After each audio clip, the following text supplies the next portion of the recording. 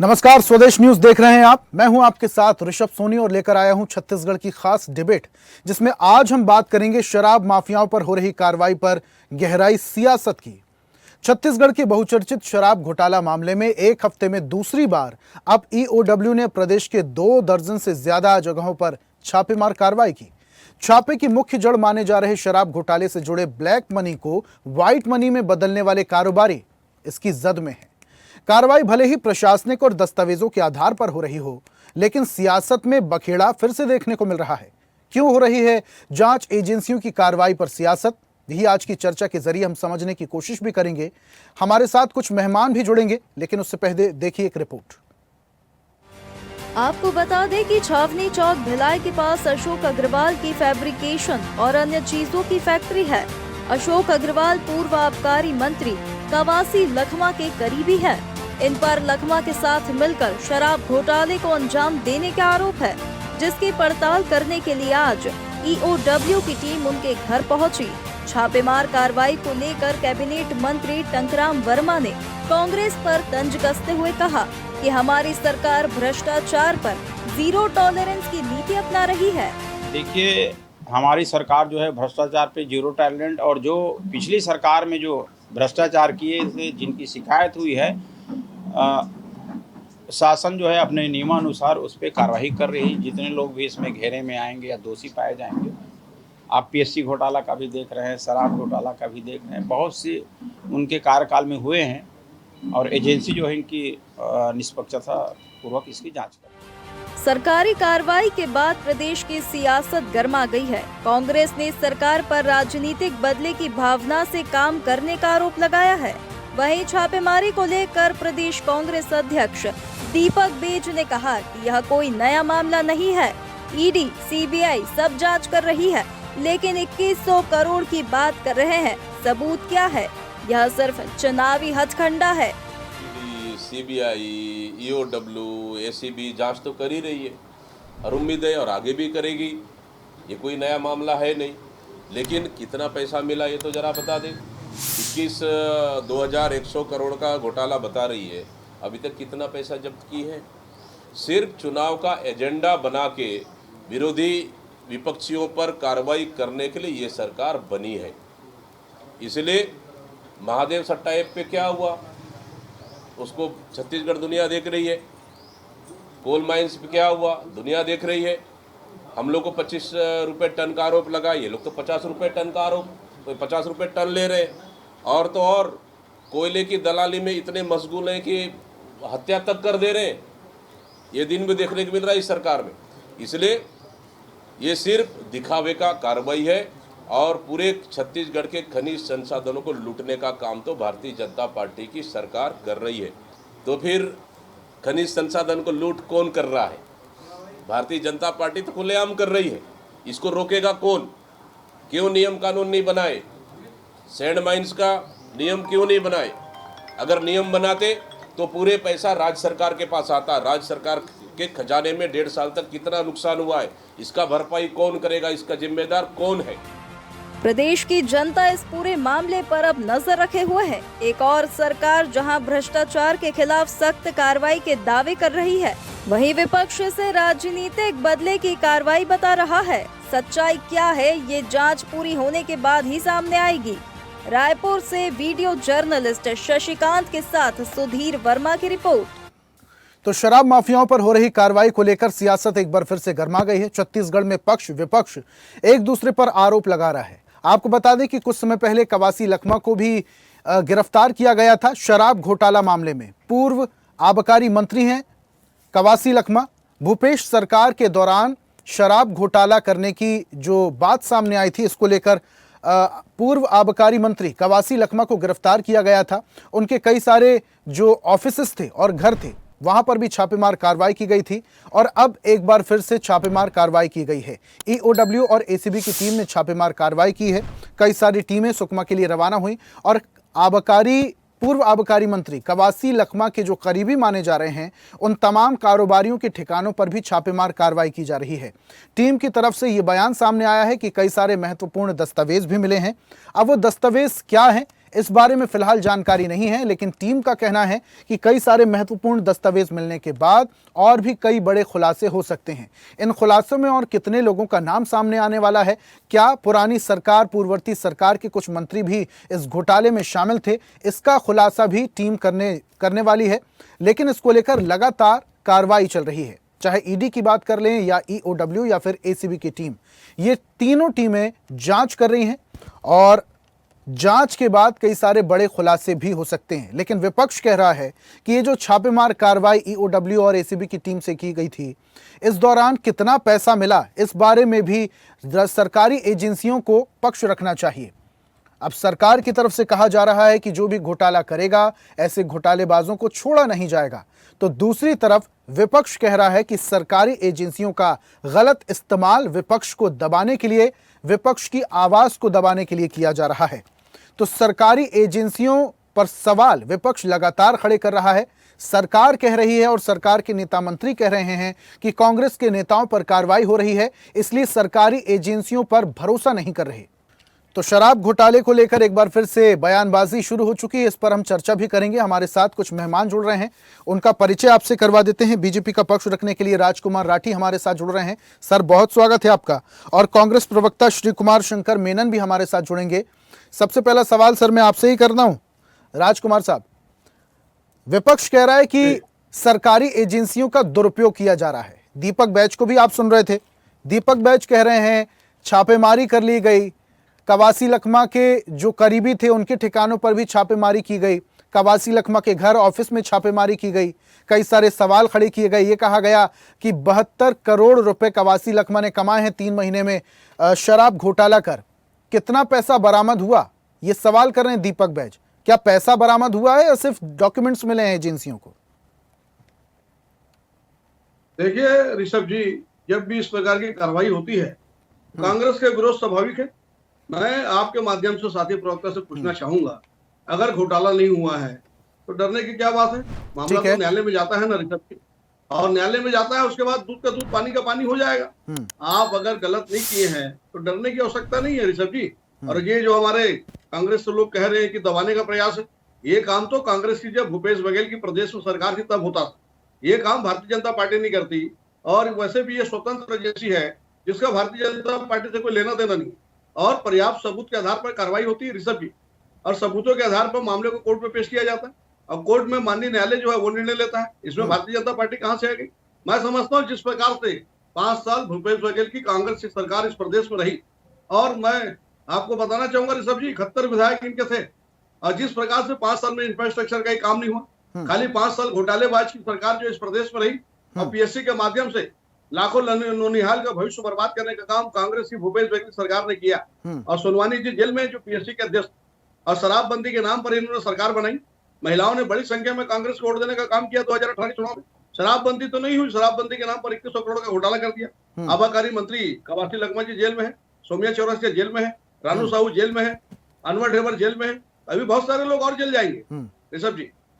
लेकिन राजकुमार जी, विपक्ष कह रहा है लगातार कि ये जो घोटाला किया गया है, ये आरोप जो लगाया जा रहा है, ये गलत है सरासर। जो पैसे मिले हैं अगर उसके बारे में सरकारी एजेंसियों को रिपोर्ट देना चाहिए।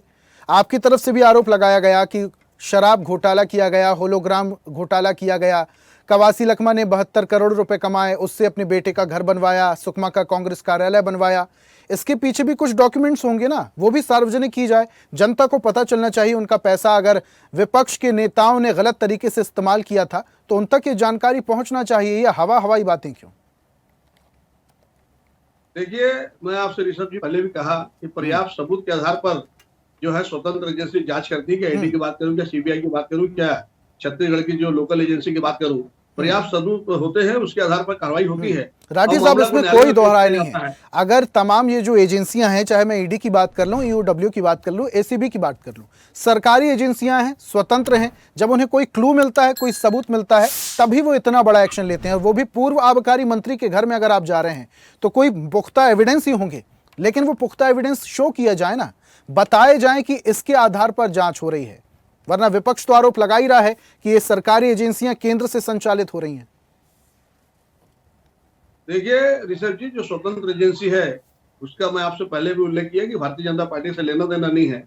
मामला न्यायालय में है और तमाम जो सबूत है उसके आधार पर कार्रवाई हो रही है।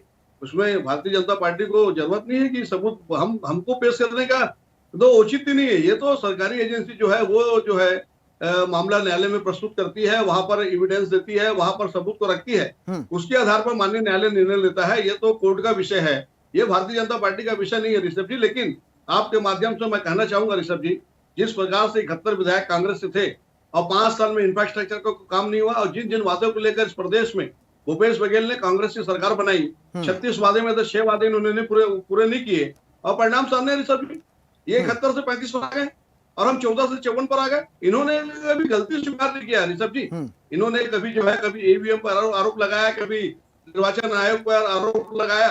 आपको बताना चाहूंगा ऋषभ जी, जब राजीव गांधी जी की हत्या हुई थी तो एक लोकसभा चुनाव का कैंसिल चुनाव जो है पोस्टपोन करने के बजाय 80 विधानसभा लोकसभा का जो है इलेक्शन को इन्होंने पोस्टपोन किया और पूरे देश में राजीव जी की अस्थियां निकाली गई। कांग्रेस ने लोगों का जो है भावनात्मक रूप से इस्तेमाल किया। तो ये काम कांग्रेस करती है। भारतीय जनता पार्टी जो है मैं आपसे पहले भी कहा ऋषभ जी, हम राष्ट्रवाद की राजनीति करते हैं। समाज के अंतिम पंक्ति के अंतिम पायदान पर खड़े व्यक्ति को शासन की सुविधा मिले, इस विचारधारा पर भारतीय जनता पार्टी यहाँ पर पहुंची है। जब 2000 में छत्तीसगढ़ राज्य का गठन हुआ ऋषभ जी, आपको मालूम होगा जी, जो कि कांग्रेस के पहले मुख्यमंत्री बने। अब प्रदेश के लगातार जो हमारा मजदूर भाई है, गरीब भाई है, किसान भाई है, वो पलायन कर रहा था, दिल्ली जाता था, जम्मू कश्मीर जाता था, आंध्र प्रदेश जाता था, हैदराबाद जाता था, उसको बंधक बनाया जाता। इस दर्द को जब 2003 में भारतीय जनता पार्टी की डॉक्टर रमन सिंह की सरकार बनी, इस दर्द को हमारे पूर्व मुख्यमंत्री डॉक्टर रमन सिंह जी ने सब समझा और पीडीएस सिस्टम, 1 रुपए किलो चावल, 2 रुपए किलो चावल के माध्यम से उन्होंने छत्तीसगढ़ से पलायन को रोकने का काम किया। और इनकी जो योजना थी डॉक्टर रमन सिंह जी की, उसको पूरे देश में जब मनमोहन सिंह की सरकार थी, कांग्रेस की सरकार थी, 2004 से 14 तक इस योजना की तारीफ हुई और एक मॉडल के रूप में पूरे देश में इस योजना को लागू किया। तो भारतीय जनता पार्टी ने जो है हमेशा छत्तीसगढ़ के किसान की चिंता की है और हम इस बात को कहते भी है ऋषभ, जो किसान का नहीं वो हिंदुस्तान का नहीं। और जिन जिन वादों को लेकर इस प्रदेश में भारतीय जनता पार्टी की सरकार बनी, क्या 21 क्विंटल धान की खरीदी की बात करूं 31 रुपए में, क्या महतारी वंदन योजना के माध्यम से 70 लाख महतारी को आर्थिक और सामाजिक रूप से सशक्त बनाने की बात करूं, क्या रामलला दर्शन की बात। देखिए राठी साहब, किसान और धान की बात अपन बाद में करेंगे, अभी वापस से मुद्दे में आते हैं। एक बात आपने बहुत सही कही राठी साहब, राठी साहब एक बात आपने बहुत दुरुस्त कही कि ये जो पूरा मामला है कोर्ट में लंबित है, कोर्ट फैसला करेगा कौन आरोपी है कौन आरोपी नहीं है। जांच चल रही है, अपनी जो टीमें हैं, सरकारी एजेंसियां वो अपना काम कर रही हैं, जांच कर रही हैं। लेकिन उससे पहले ही आपने घोटालेबाज सरकार, घोटालेबाज नेता करार कर दिया है। अभी तो फैसला कोर्ट में लंबित है ना, पैसा भी नहीं मिला। आप कह रहे हैं करोड़ों रुपए कमाए कवासी लखमा ने, वो पैसा भी नहीं मिल रहा। अब मामला जब कोर्ट में लंबित है, उससे पहले ही आप घोटाले का आरोप क्यों लगा दे रहे हैं? देखिए, मामला जब कोर्ट में साबित होगा तब वो अपराधी होगा। अभी आरोपी तो है ना, आरोपी है तभी तो जांच चल रही है, तभी तो मामला कोर्ट में गया है। अभी आरोपी है और हम आरोपी लगा रहे हैं। मामला तो न्यायालय में जब सिद्ध होगा तब वो जो अभियुक्त बनेंगे, तब वो अपराधी बनेंगे। अभी तो आरोपी है, आरोप लगाना लाजमी है ऋषभ जी। ठीक है, आऊंगा राठी साहब आपके पास। कांग्रेस प्रवक्ता भी हमारे साथ जुड़ चुके हैं, शंकर मेनन जी। शंकर जी, पूरी बात आप राजकुमार जी की सुन रहे थे। ईओडब्ल्यू लगातार छापेमार कार्रवाई कर रही है, कांग्रेस के बड़े नेताओं का नाम आ रहा है। कवासी लखमा जेल में है। कहा तो यह भी जा रहा है कि 72 करोड़ रुपए कवासी लखमा ने कमाए, बेटे का घर बनवाया, सुकमा का कांग्रेस कार्यालय बनवाया और अब उनके करीबियों पर भी छापेमार कार्रवाई ईओडब्ल्यू और एसीबी की टीम कर रही है। क्या यह बात सही है कि इसमें तमाम लोग संलिप्त थे? आतम जी, पहले तो मैं माफी चाहूंगा थोड़ा सा देर से जुड़ने के लिए आपसे। देखिए, मैं बात करूंगा राष्ट्रीय परिदृश्य की। ईडी सीबीआई का नाम जहां आता है, राष्ट्रीय परिदृश्य दिखता है जहां पर केंद्र की सरकार पिछले 11 साल से जो बैठी हुई है, इनके द्वारा ईडी सीबीआई इनकम टैक्स के माध्यम से की गई कार्रवाई का स्ट्राइक रेट की आप बात करें, स्ट्राइक रेट की बात करें मतलब कन्विक्टेड कितने लोग होते हैं। देखिए 1% का कन्विक्शन है सत्यम जी, 1% का। इन लोगों ने, आपको याद होगा यूपीए की गवर्नमेंट जब थी, 2G, 3G, 4G, Commonwealth game, Colgate scam, क्या क्या इन लोगों ने बात किया था। 1 लाख करोड़, 2 लाख करोड़, 5 लाख करोड़, तमाम ऐसे वादे, स्विस बैंक अकाउंट, चाहे वो बाबा रामदेव हो, चाहे अन्ना हजारे हो, चाहे बीजेपी की बी टीम के रूप में काम कर रहे थे ये लोग, या बीजेपी के अपने पार्टी के लोगों के एक स्ट्रेटेजिक रूप से इन्होंने जो प्लान किया था, ये काम यूपीए की सरकार के दौरान में शुरुआत कर दी गई थी। इन लोगों ने जो जो आरोप लगाए थे सत्यम जी, एक भी मामला, अभी कुछ दिन पहले आप लोगों ने अखबार में पढ़ा होगा, सुरेश कलमाड़ी जिनके ऊपर उस समय तमाम आरोप लगाए थे, उनको बाइज्जत बरी किया गया। तो किसी भी मामले में न ईडी का, न सीबीआई का, न इनकम टैक्स का किसी प्रकार का कोई सिद्ध होता नहीं है। ये पॉलिटिकल माइलेज के लिए, पॉलिटिकल गेन के लिए और विपक्षी पार्टियों को बदनाम करने के लिए षड्यंत्र के तहत काम करते हैं। और रही बात कांग्रेस की नहीं है सत्यम जी, आप पूरे देखिए शंकर जी मैं एक बात आपसे स्पष्ट करना चाहूंगा। ये सवाल इसलिए खड़े हो रहे हैं क्योंकि इसमें कांग्रेस के नेताओं और कांग्रेस के मंत्रियों के नाम सामने आ रहे हैं। अब अगर आपको सरकारी एजेंसियों पर भरोसा है तो जांच होने दीजिए, जांच होने दीजिए, मामला कोर्ट पहुंचेगा और कोर्ट में लड़ाई लड़ी जाएगी। अगर दोषी हैं तो सजा तो मिलनी है, और अगर दोषी नहीं है तो फिर काहे का डर, सांच को आंच नहीं। और मेरा नाम ऋषभ है सर, शंकर जी मेरा नाम ऋषभ है, आप मुझे ऋषभ कह के संबोधित करिए। सॉरी जी, मेरा भी श्री कुमार मेरा नाम है सर जी। सॉरी। देखिए ऐसा है ऋषभ जी कि आपने कहा कि आरोप लगाने के ऊपर है या केस बनाने के ऊपर है। केस बनाने के बाद 4-5 साल या 10 साल बाद किसी व्यक्ति का पॉलिटिकल कैरियर आप खत्म कर देते हैं। उसके बाद आप साबित करते हैं कि वो निर्दोष साबित होता, कोर्ट बोलता है कि वो निर्दोष है, तो फिर उसके लिए क्या उस आदमी की कोई हानि हो रही है, चाहे उसकी समाज के अंदर हो रही हो, चाहे उसके व्यक्तिगत हानि हो रही हो, पारिवारिक हानि हो रही है, उसका भरपाई कौन करेगा? भाजपा के लोग तो षड्यंत्र करने में माहिर है। इन लोगों ने महात्मा गांधी को बदनाम किया, इन लोगों ने जवाहरलाल नेहरू को बदनाम किया, तमाम ऐसे नेताओं को जो विपक्ष के हैं। मेरी बात आपने पूरी नहीं करने दी। मैं जो बात कर रहा था, जो आरोप लगाते हैं ये लोग, इन लोगों ने आरोप किसके ऊपर लगाया? इन लोगों ने आरोप लगाया हेमंत विश्वकर्मा के ऊपर भी लगा था, लेकिन हेमंत विश्वकर्मा के ऊपर करोड़ों का आरोप लगने के बाद इन लोगों ने अपने पार्टी में ज्वाइन करा लिया। छगन भुजबल के ऊपर आरोप लगा था, प्रफुल्ल पटेल के ऊपर आरोप लगा था, अजीत पवार के ऊपर आरोप लगा था। ये सब आज किसके साथ है? बीजेपी के साथ है। चंद्रबाबू नायडू के ऊपर जो आरोप लगे थे, उनको पकड़ने के लिए पूरी police force, ED, CBI, CRPF जाके पकड़ के लाई थी। ये सब सरकार में बैठे हुए लोग हैं ऋषभ जी। इसके अलावा आप देखिएगा ममता बनर्जी के ऊपर ये लोग क्यों करते कार्रवाई? क्योंकि वो विपक्ष की है, इनका साथ नहीं देती है। इसके पहले नवीन पटनायक के आसपास के लोगों के ऊपर कार्रवाई इन्होंने किया, इसी षड्यंत्र के साथ किया। स्टालिन के आसपास के लोगों को किया, इसी षड्यंत्र के। जगन के आसपास के लोगों को किया, आंध्रा में इसी तरीके से किया। केजरीवाल के ऊपर कार्रवाई किया क्योंकि सिर्फ वो विपक्ष में है। तो जो जो इनके विपक्ष में रहेगा उनके ऊपर झूठे आरोप लगेंगे, झूठे केस दर्ज होंगे, सिद्ध कुछ नहीं होगा। और वही स्थिति आज छत्तीसगढ़। चलिए ठीक है छत्तीसगढ़ श्री कुमार जी, वही मशीन वाला सवाल लेता हूं मैं छत्तीसगढ़ की बात पूरी करके करूंगा ऋषभ जी। छत्तीसगढ़ के अंदर में भूपेश बघेल जी के ऊपर आरोप इन्होंने लगाया, कवासी लखमा जी के ऊपर आरोप लगाए, तमाम लोगों के ऊपर आरोप लगा रहे हैं और सुप्रीम कोर्ट एक को बरी करता जा रहा है। आज भी एक केस में सुप्रीम कोर्ट ने बरी किया है। तो ये कहीं ना कहीं केस किसी भी प्रकार से सिर्फ एक पॉलिटिकल माइलेज के लिए किए जाने वाले हथकंडा है। ये सरकार, बीजेपी की सरकार, होम मिनिस्ट्री यही काम कर रही है। दिल्ली में बैठकर ये लोग सिर्फ राजनीतिक रूप से जिनको उनको सीधे लड़ाई में लड़ नहीं पाते हैं, उनको किसी न किसी केस के माध्यम से, किसी न किसी झूठे मामले में फंसाकर कहीं ना कहीं बदनाम करने की साजिश के तहत ये सब करते हैं। बाद में साबित कुछ नहीं होता। चलिए ठीक है, ये सब मामले ठीक है श्री कुमार जी, वापस से आऊंगा आपके पास। राजकुमार जी का मैं रुख कर लेता हूं। राजकुमार जी, आरोप लग रहे हैं, श्री कुमार जी कह रहे हैं हमारे रंग में रंग जाओ नहीं तो बाहर जाओ। एक और आरोप लगते हैं, बीजेपी के पास एक मशीन है, वॉशिंग मशीन, और वॉशिंग मशीन ऐसी है कि कितना भी दागदार नेता हो उस वॉशिंग मशीन में डालिए और जब बाहर निकलेगा तो एकदम साफ पाक नेता। ऐसा क्यों साहब? ईओडब्ल्यू और तमाम जितनी भी सरकारी एजेंसियां हैं उन पर भी सवाल उठ रहे हैं कि सिर्फ और सिर्फ कांग्रेस के ही नेता निशाने पे क्यों आते हैं? क्या बीजेपी के सारे नेता साफ पाक हैं? देखिए ऋषभ जी, अभी मेरे साथी प्रवक्ता बात कर रहे थे जवाहरलाल नेहरू की, बात कर रहे थे इंदिरा गांधी की, तो मैं अपने साथी प्रवक्ता से पूछना चाहूंगा, आपातकाल को देश में आपातकाल किसने लगाया? संविधान की धज्जियां किसने उड़ाई? और सिखों का नरसंहार किसने किया? नसबंदी किसने कराई? पाक पर जब हमला हुआ और 93,000 सैनिकों ने सरेंडर किया ऋषभ जी, हमारी उस समय की तत्कालीन प्रधानमंत्री, जिनको कांग्रेस के लोग आयरन महिला कहते हैं, आयरन लेडी कहते हैं, उन्होंने 93,000 सैनिक को रिहा कर दिया।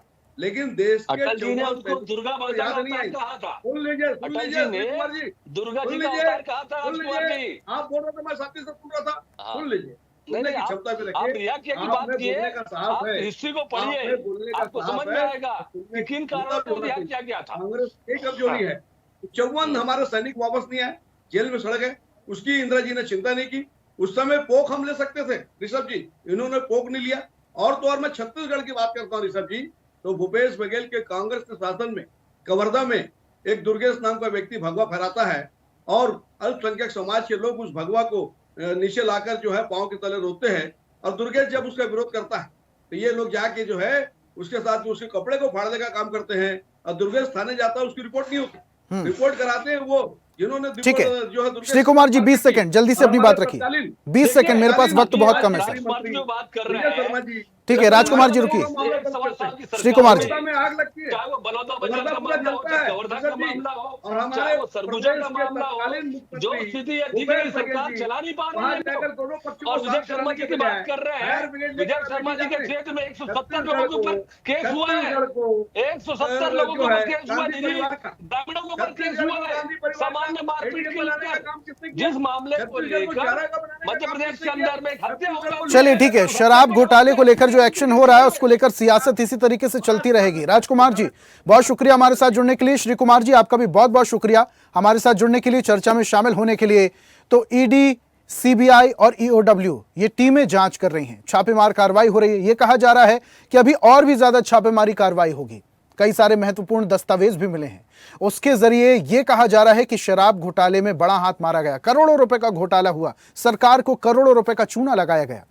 अब इस जांच में क्या कुछ निकलकर सामने आता है ये आने वाला वक्त बताएगा। आज की खास पेशकश में फिलहाल इतना ही। देखते रहिए स्वदेश न्यूज, सबसे पहले देश। ऐसे ही वीडियोस के लिए लाइक करें, शेयर करें, फॉलो करें, YouTube पर जाकर सब्सक्राइब कर बेल आइकन दबाना ना भूलें और ताजा अपडेट्स के लिए स्वदेशलाइव.com पर जरूर जाएं।